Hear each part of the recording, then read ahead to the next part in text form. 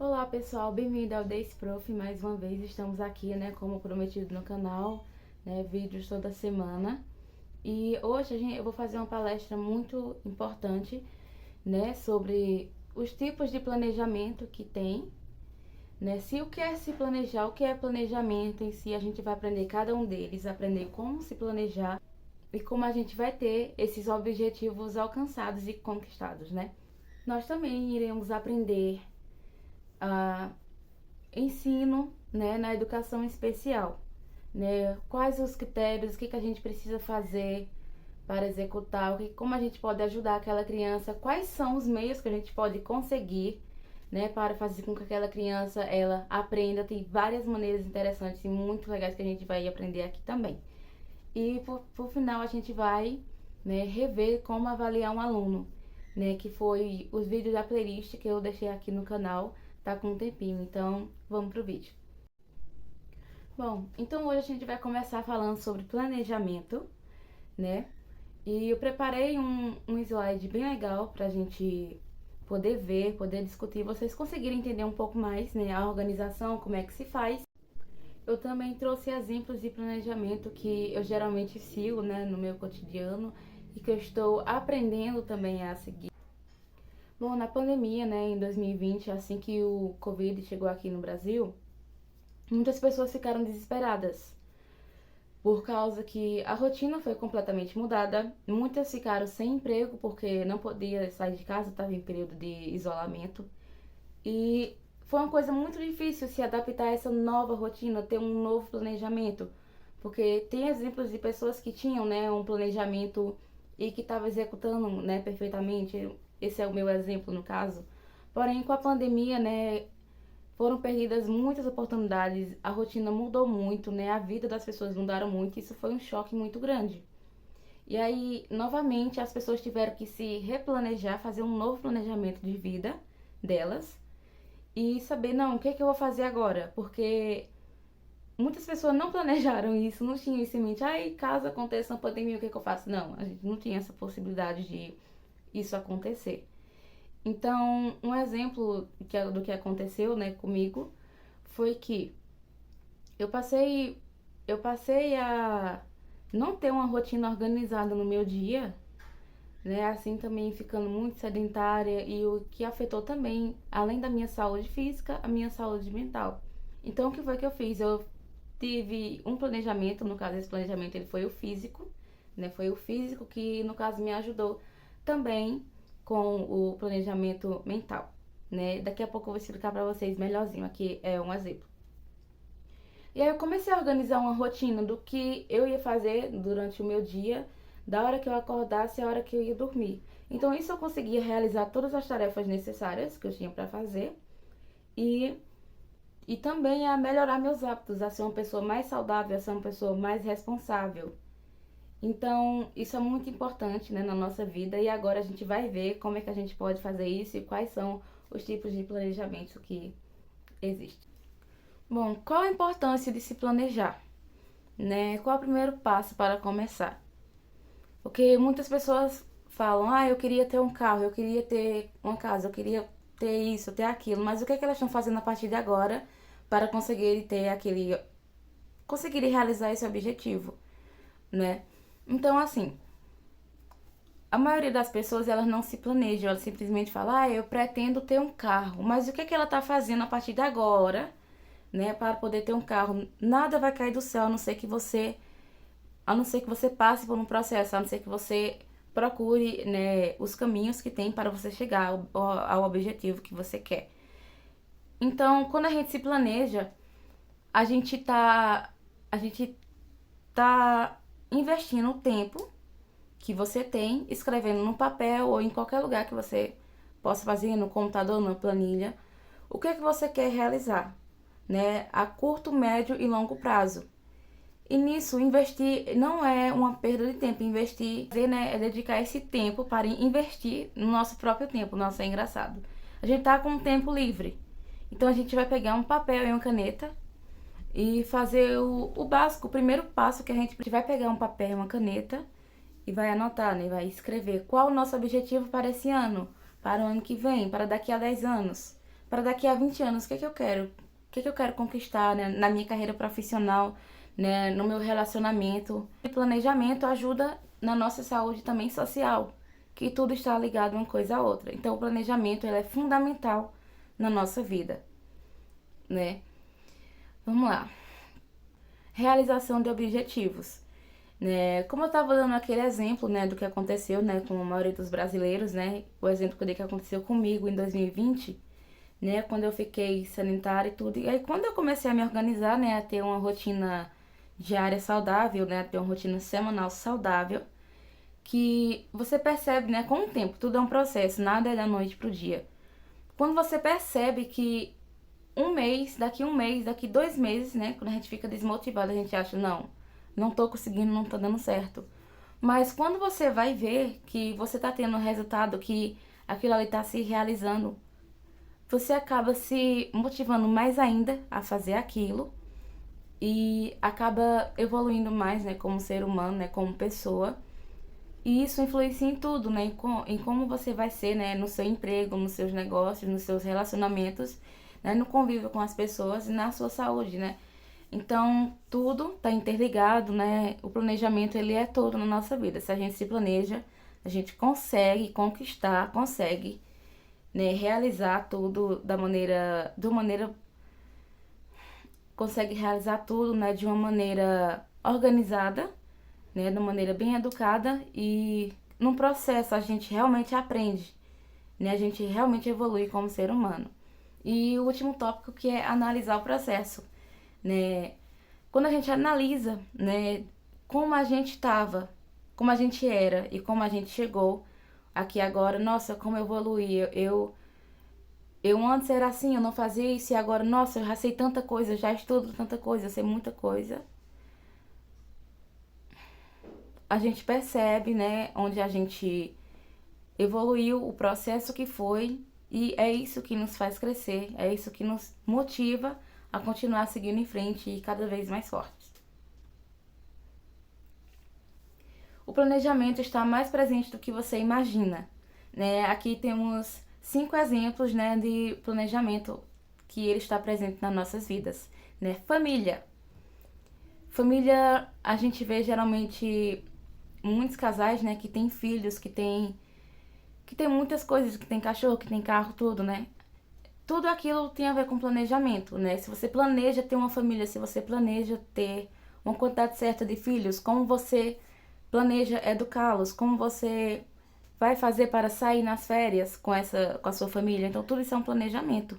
Quando você tem uma família planejada, né, essa família ela consegue ter uma estabilidade melhor, porque, né, se os filhos foram planejados, se tudo aquilo foi planejado, você vai ter um relacionamento saudável e você vai conseguir, né, ter uma família estável sem ter dificuldades, né? Ensinando também, porque se você planeja algo, você já tem em mente algo que você planeja fazer da maneira certa, para não correr riscos de caso algo aconteça da maneira que você não espera. Mas como você já tem um planejamento, geralmente você está preparado para, né, vamos dizer, qualquer coisa. Então, está muito presente, né, escola, né, faculdade, várias coisas, né? O outro tópico é a escola. O outro tópico é a escola. Bom, todo professor ele tem um plano de aula, que é onde ele planeja, né, como vai ser a sua aula ali, naquele dia, naquela semana, naquele mês, naquele semestre, né? Em um dia o professor ele planeja, né, quais tarefas ele vai passar, qual conteúdo ele vai trabalhar em sala de aula, quais materiais ele vai usar ou vai ser possível usar para trabalhar em sala de aula para explicar aquele conteúdo para as crianças, né? Ou para, dependendo da qual turma seja, né? Qual nível da turma que seja. Então, tem várias coisas que estão relacionadas ao planejamento, principalmente a escola. Se você planeja, vai ter resultado em seus alunos. Se você não planeja, né, como é que vai ser aquele processo, né, em que você vai passar o conhecimento, em que você vai realizar, né, essas atividades, em que você vai colocar em prática, né, que é quando você vai aplicar a prova. Você precisa, né, ter um processo, ter um planejamento ali de passar conhecimento e preparar esses alunos para que no final eles possam executar, né? Temos um exemplo de festas. né? Por exemplo, quando a gente faz uma festa de aniversário, a gente planeja, tal, vai ser assim, assim, assim. Eita. Quando a gente planeja, né, ter uma festa de aniversário, por exemplo, a gente planeja, né, um roteiro em que tem a horas certas para servir, né, os comes e bebes, né, para ter apresentações, né, para ter dança, tudo. Enfim. Também a mesma coisa em eventos, né? Eventos que a gente vai, que a gente conhece, precisa ter um planejamento. Quando a gente vai em algum evento, sempre tem, né? Onde tem a primeira apresentação, a atração principal, né? Quais são as horas certas, né? Para a gente comer ou não. Uma organização do ambiente também, então tudo aquilo é planejamento, né? Tudo tem uma lógica, né? Do ambiente, de espaço, né? Do tempo. Então, fora isso, tudo seria. Então, se não tivesse planejamento, né? Tudo seria, né, uma baderna e não teria. Então, teria aí uma falta de organização que poderia gerar tumulto, né? Gerar uma desorganização nas apresentações, né? Na hora da alimentação, nas barracas que tem tudo. Então, tudo está ligado ao planejamento. Bom, comece já a se planejar. A partir daí você terá motivação, conhecimento e disciplina que você de extrema importância na sua vida. Metodologia de ensino para crianças especiais. Né? O primeiro tópico é conhecer a criança, né? Saber o que ela gosta. Bom, crianças que têm transtornos, né? Muitas delas são agressivas. Então é necessário que a gente conheça, né, do que ela gosta, para que em casos em que de estresse, né, em que elas fiquem agressivas, a gente saiba lidar com elas, né? Seja pintando um desenho que gosta, seja contando uma história que ela gosta, seja puxando o assunto, né, de brinquedos que ela gosta, de desenhos que ela gosta, de jogos que ela gosta. Então, tudo isso ajuda a criança a mudar o foco do que ela tá pensando, né? E assim deixando de ficar estressada, deixando de estar naquele estado em que ela tá mais imperativa, né, se acalmando e a gente podendo conduzir ela a fazer uma coisa melhor, né, a fazer uma atividade, a brincar, fazendo assim com que ela saia daquele estado de agressividade, sem que você precise gritar, porque o ideal é não gritar. Porque se você grita, né, geralmente os autistas, como ele tem mais neurônios do que uma pessoa normal, quando você grita, o cérebro processa quando você grita, o cérebro processa com mais intensidade. Por isso que a maioria, por isso que muitos autistas eles se batem, eles ficam mais agitados. Então, o ideal é não gritar. É você falar, você puxar você, o ideal é você conversar, você induzir ele a fazer algo que ele goste. Então, é importante você observar bem, você conhecer aquela criança.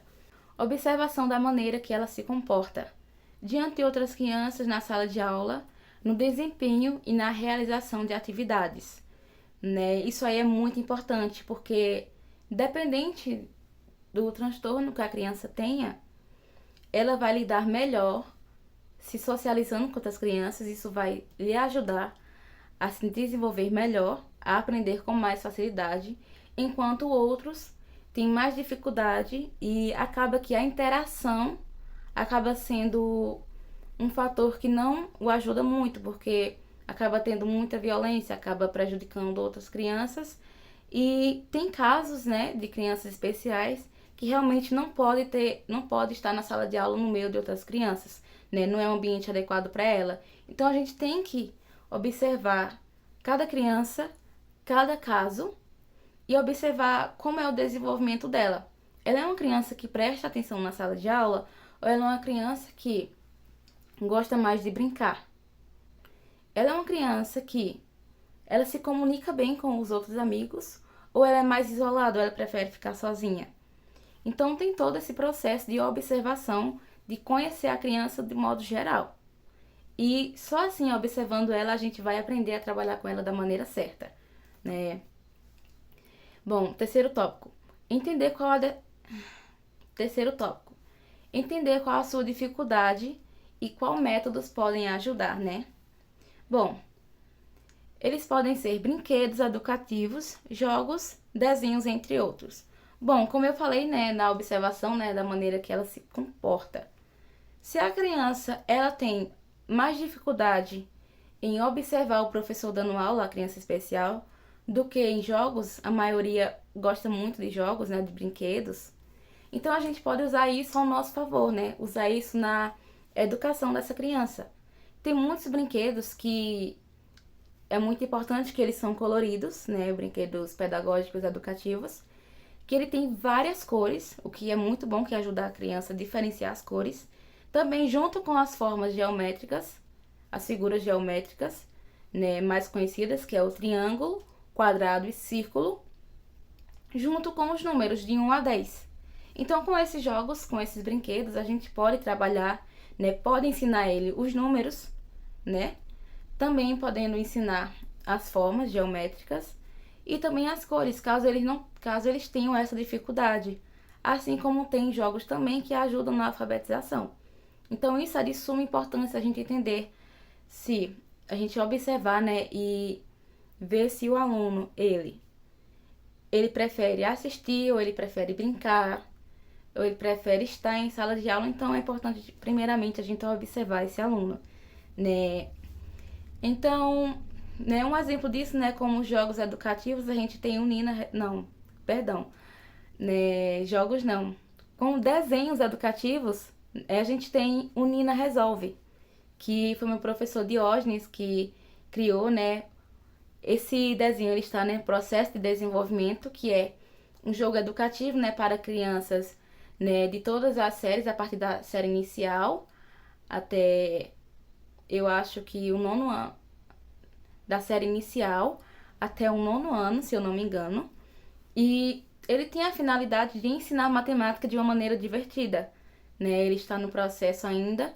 E jogos como eles podem ajudar as nossas crianças, né, a aprender. Não. E jogos como esse o que ajuda essas crianças a ter interação, porque é um desenho que pergunta. Então a criança ela automaticamente responde. O desenho, esse tipo de desenho, ele faz com que a criança pense, com que ela reflita. Então esse é o objetivo, né? E como eu errei falando de jogo, né? Talvez em um futuro próximo também tenha o jogo da Nina Resolve, que vai ajudar as nossas crianças a terem também aí, ajudar as nossas crianças, né, a aprenderem matemática, né, de uma maneira legal, divertida. E eu vou deixar o link aqui também na descrição do vídeo, né, do canal Nina Resolve e do Instagram também, para que vocês possam conhecer e possam seguir também, tá bom?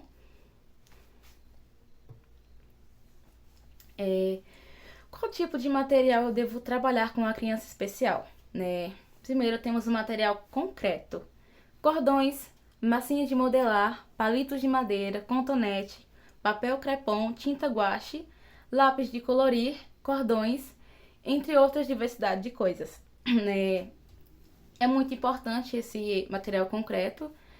Na verdade, para todas as crianças ele é importante, mas na educação especial ele é muito mais ainda, porque acaba ajudando esses alunos a serem alfabetizados, a aprenderem de uma maneira mais adaptada, de uma maneira feita para eles. Bom, como fazem 4 meses, né, que eu comecei o emprego de assistente educacional em 2 escolas, eu tive experiência com uma menina autista. E foi uma experiência muito boa, porque eu pude colocar em prática o que eu aprendi somente na teoria. Porém, em prática é muito mais coisa, é muito mais envolvimento. Eu consegui ensinar as vogais a ela somente com massinha de modelar. E as 3 figuras geométricas, que é o triângulo, o círculo e o quadrado. Essa aluna, Sara, ela não tinha sido alfabetizada, porque é aquela coisa, né, que eu já falei para vocês antes, que quando eu era criança eu já percebia que as crianças especiais não tinham uma importância assim em educar. São deixadas um pouco de lado, né, na educação. Porém agora isso mudou. Agora temos a apostila, temos tudo trabalhado para que essas crianças aprendam, né, de uma maneira bem adaptada, de uma maneira sensacional. Então, como nessa escola Então, ela gostava muito de massinha de modelar, não gostava muito de pegar no lápis fazer atividades.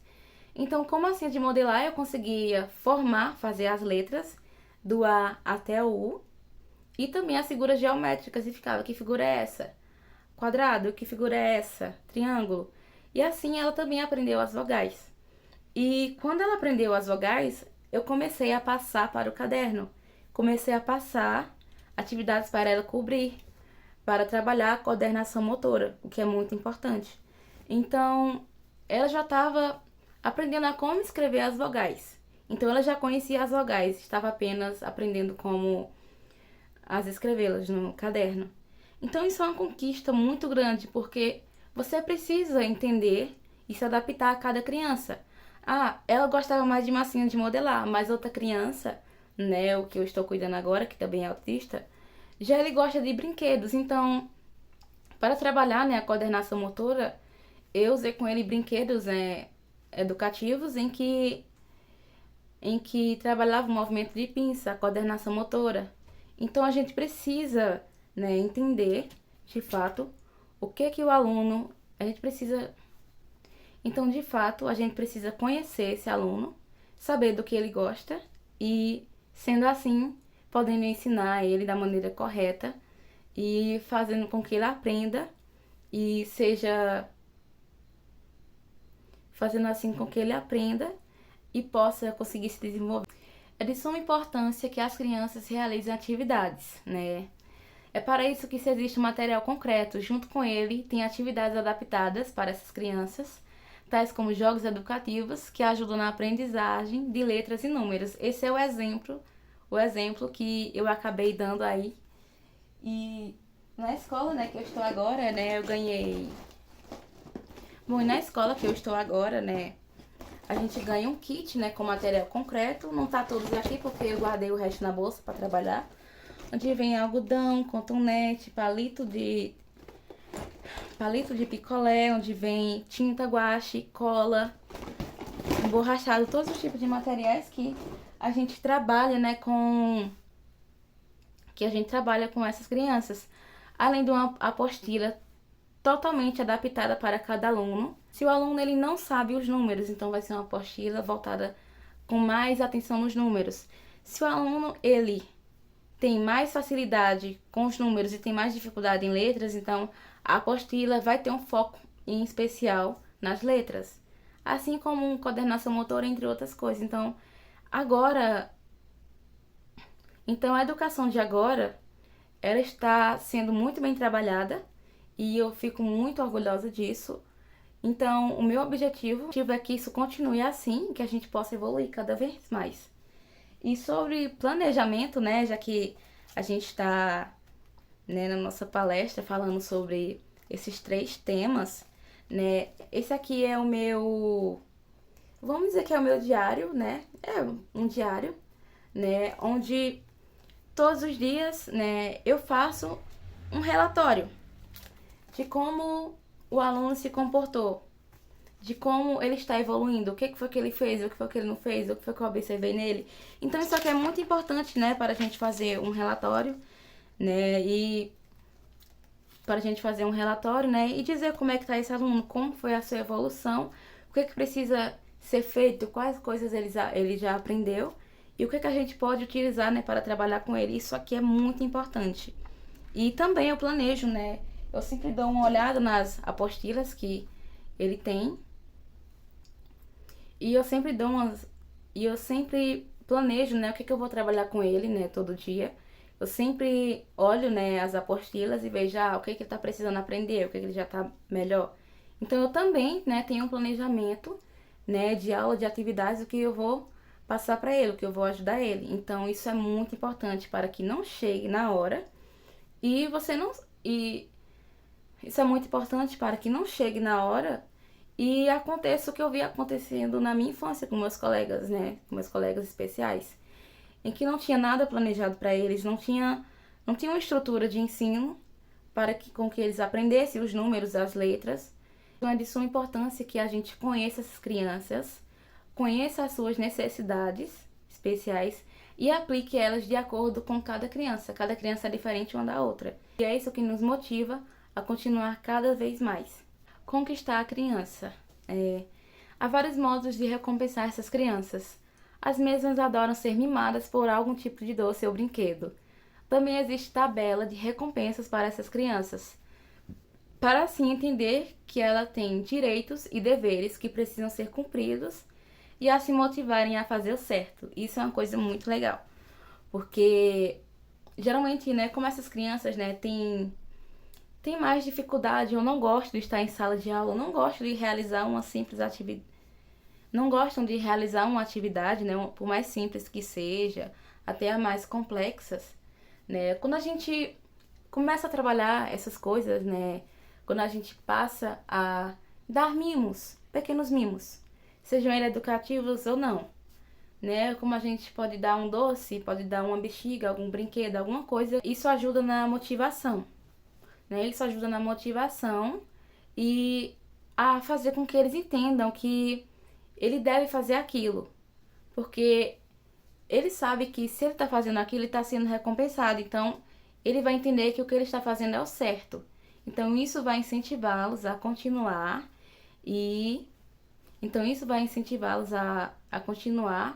a fazer com que eles entendam que ele deve fazer aquilo, porque ele sabe que se ele está fazendo aquilo, ele está sendo recompensado. Então, ele vai entender que o que ele está fazendo é o certo. Então, isso vai incentivá-los a continuar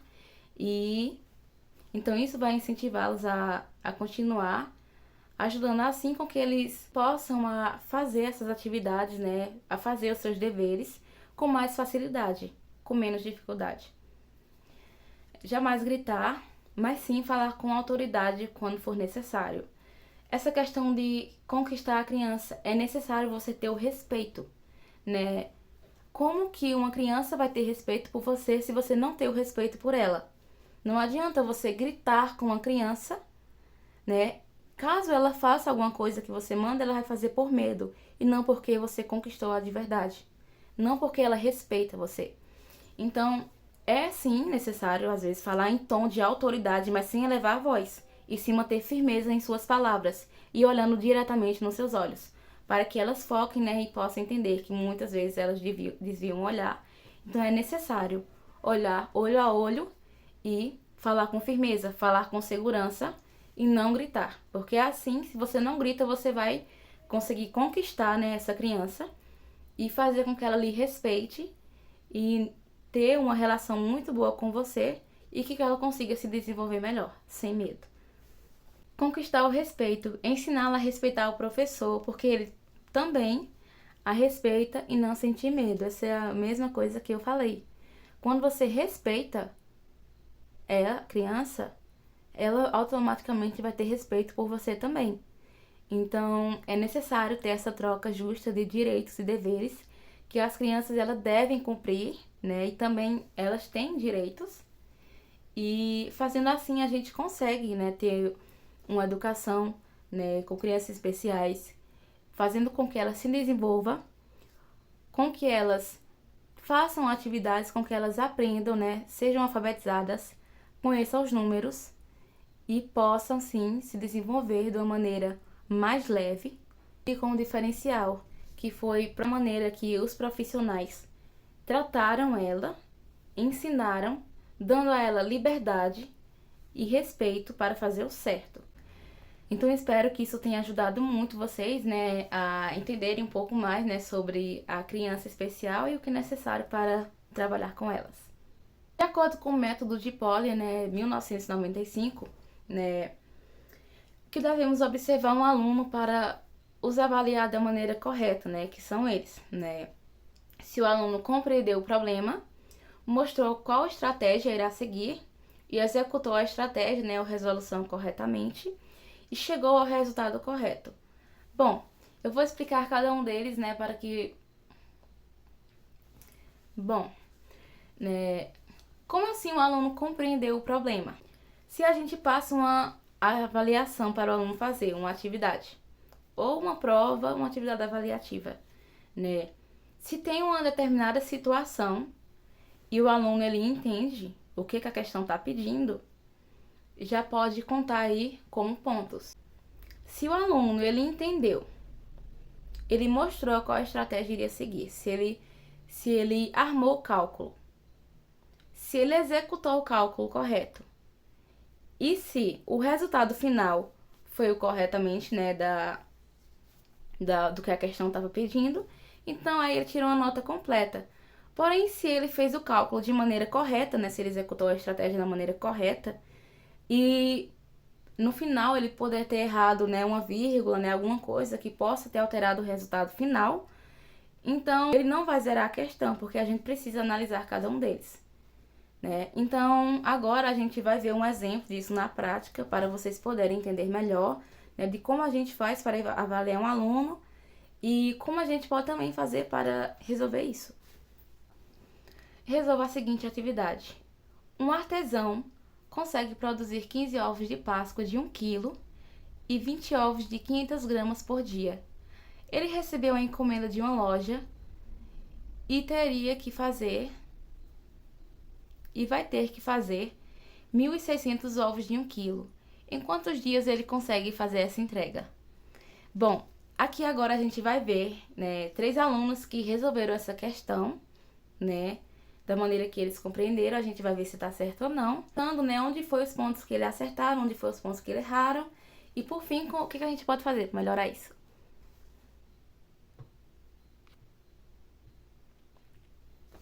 Resolução 1. Né?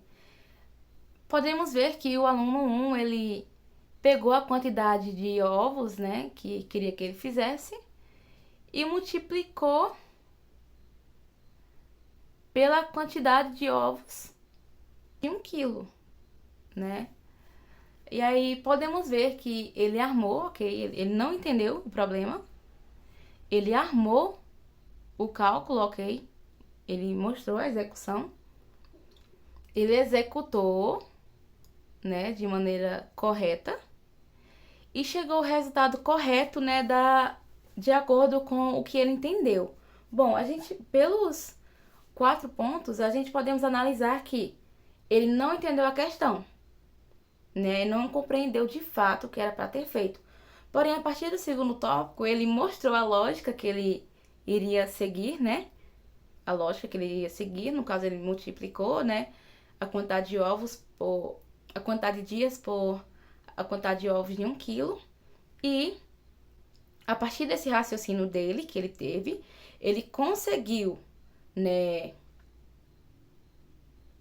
ele conseguiu executar o cálculo e conseguiu chegar ao resultado correto de acordo com a interpretação dele. Então, assim, ele já não zeraria a questão, porque ele só não compreendeu, mas ele conseguiu executar a conta de outra maneira e conseguiu acertar, né, no cálculo que ele fez, mas não o que a questão estava pedindo. Então, é importante analisar esses casos. Resolução 2, né, o aluno 2. Bom, aí ele simplesmente somou, né, a quantidade de ovos de mais os 500 gramas, mais 1 quilo, mais a quantidade de ovos, né? Nesse a gente pode ver que ele não entendeu a questão, assim como também ele não entendeu a questão, porém ele armou a lógica, né? Armou a estratégia, conseguiu resolvê-la e conseguiu chegar ao resultado correto de acordo com a conta que ele armou. Mas a gente pode ver que esse aluno é nesse tipo de resolução, né, de avaliação, que a gente percebe, né, em quais dificuldades que o aluno tem e como a gente pode trabalhar e como a gente pode trabalhá-las.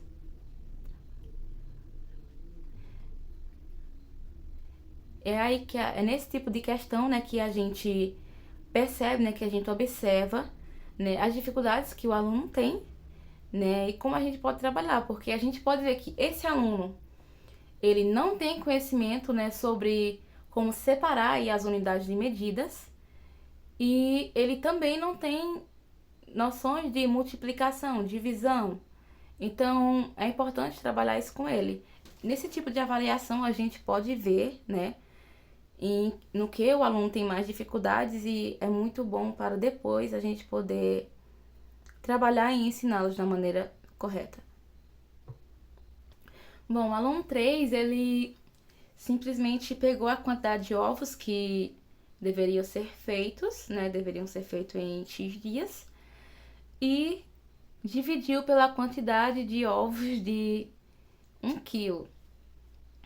Esse aluno, ele não compreendeu a questão, como também não conseguiu, né, provar, né, qual lógica ele iria usar, porque ele não realizou o cálculo de maneira correta e nenhum resultado foi correto também. Então, a gente pode perceber, né, que ele tem muitas dificuldades, que ele não sabe fazer uma conta de divisão e que nesse caso aí ele zeraria a questão, porque ele não conseguiu cumprir nenhum desses 4 métodos de Polya. Ele não conseguiu nenhuma dessas 4 maneiras, né, de acordo com Polya. Bom, como a gente sabe, né, nota não define capacidade. Então é importante a gente entender, né, a gente observar, né, se esse aluno ele tá passando por alguma situação em casa, se nesse dia, né, ele dormiu bem ou não, né, se ele estava com fome ou não, todos esses fatores, né, físicos e mentais, eles influenciam o aluno na hora da prova. Então, pode ser que o aluno ele possa ter saído mal, né, em alguma questão ou na prova por causa de algum desses fatores, né? Então, é importante a gente observar isso, né, ter empatia pelo outro. 2. Responder às questões da prova de maneira coletiva, tirando as dúvidas. Isso é uma coisa muito legal que meus professores no ensino fundamental, eles faziam isso muito e que me ajudavam demais, né?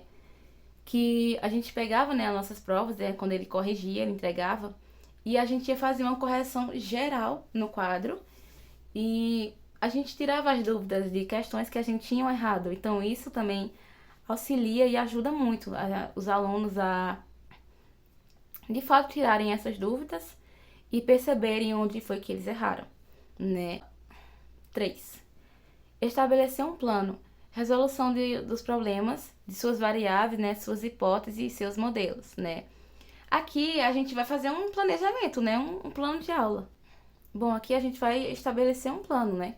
Aqui a gente vai começar um processo, né, de ensinar o aluno e começar a trabalhar junto com ele atividades, né, de questões que ele está tendo muita dificuldade, né, fortalecendo assim o conhecimento dele, colocando em prática, porque de fato a gente só aprende algo quando a gente começa a fazer resolução de questões com frequência. Isso ajuda bastante, né? 4. Tirar dúvidas e ajudá-lo na aplicação do método. O processo mecânico de memorização deve ser substituído por métodos criativos e lógicos. Aqui a gente vai estar ajudando a criança a pensar, vai estar ensinando ela a pensar. Não vai ter esse negócio de essa é tal fórmula disso, e não. E sim, vai ter um problema e o aluno vai pensar: nossa, eu não sei qual é a fórmula, mas através dessa questão, através desses dados, eu posso chegar na fórmula.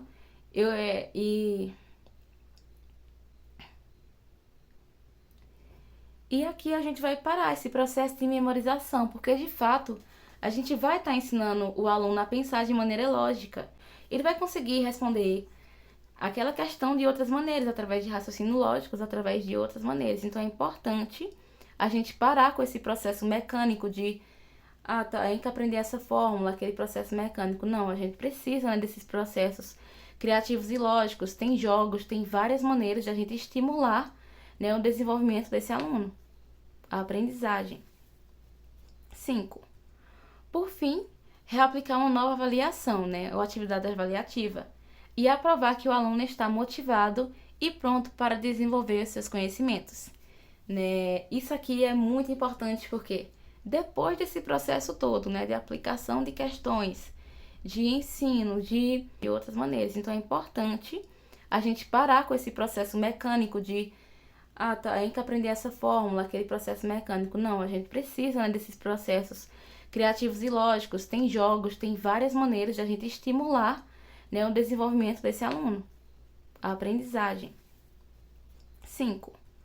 Por fim, reaplicar uma nova avaliação, né, ou atividade avaliativa, e aprovar que o aluno está motivado e pronto para desenvolver seus conhecimentos, né? Isso aqui é muito importante porque depois desse processo todo, né, de aplicação de questões, de ensino, da prática, né, de